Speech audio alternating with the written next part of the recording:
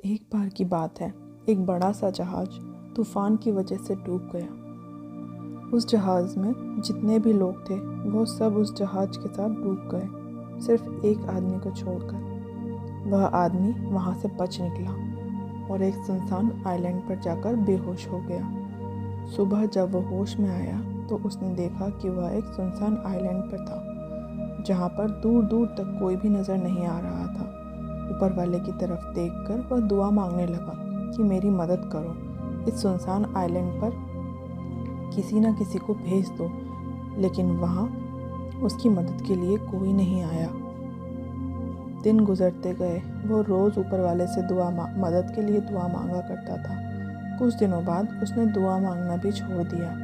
उसने वहाँ से बचने की उम्मीद छोड़ दी थी। उसका सब्र टूट चुका था। तभी उसने लकड़ियाँ इकट्ठी की और उसने एक टेंट बनाया।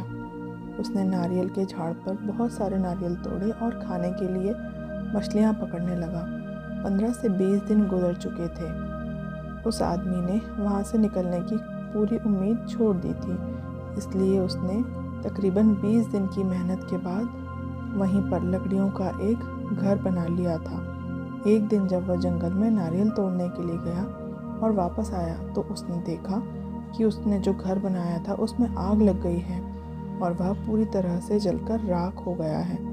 तभी उसने ऊपर वाले की तरफ देखा और वो कहने लगा कि मैंने आपसे मदद मांगी तो आपने मेरी मदद नहीं की। जब मैंने रहने के लिए घर बनाया तो आपने उसे भी जला दिया। वह आदमी सारी रात ऊपर वाले को कोसता रहा और वहीं सो गया।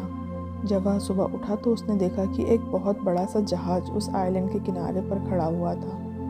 वह यह देखकर बहुत खुश हो गया और तुरंत जहाज़ पर चढ़ गया। जब उसने पायलट से पूछा कि उन्हें कैसे पता चला कि वह इस सुनसान आइलैंड पर है, तब पायलट ने कहा कि तुमने जो आग जलाई थी वो हमें सिग्नल भेजा था, उसी की वजह से हम इस आइलैंड पर आए। तभी उस आदमी ने कहा कि मैंने तो कोई सिग्नल नहीं भेजा। तभी वह सोच में पड़ गया। उसे याद आया कि कल रात जो उसका टेंट जल गया था, जो उसने घर बनाया था, जो जल चुका था, शायद उसी की वजह से ये लोग यहाँ पर आए हैं। तभी वह आदमी ऊपर देखकर खुशी से चिल्लाने लगा। सेम चीज़ हमारे साथ भी होती है।